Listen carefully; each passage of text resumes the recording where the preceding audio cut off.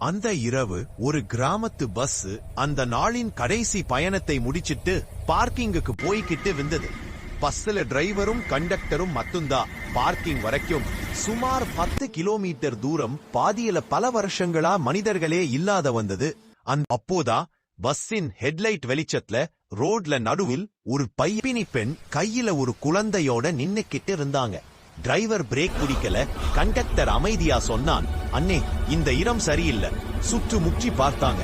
முழு அமைதி, காற்று சத்தம் மட்டும். அந்த குழந்தையை பார்த்ததும் இருவருக்கும் மனசு கலங்கிச்சு. இவங்கள் விட்டுட்டு போக முடியாதே. சில வினாடி தயக்கம் பிறகு பஸ்ஸை நிறுத்தினாங்க. அந்த பெண்ண எதுவும் பேசாம பஸ்ஸுக்குள்ள ஏறினாங்க. குழந்தை கூட ஒரு சத்தமும் இல்ல.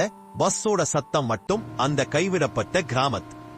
ஆனா அதுக்கப்புறம் டிரைவருக்கும் கண்டக்டருக்கும் என்ன நடந்தது? அவங்க உயிரோட தப்பிச்சாங்களா இல்ல அந்த இருட்டுல யாரோட ஆரையானாங்களா?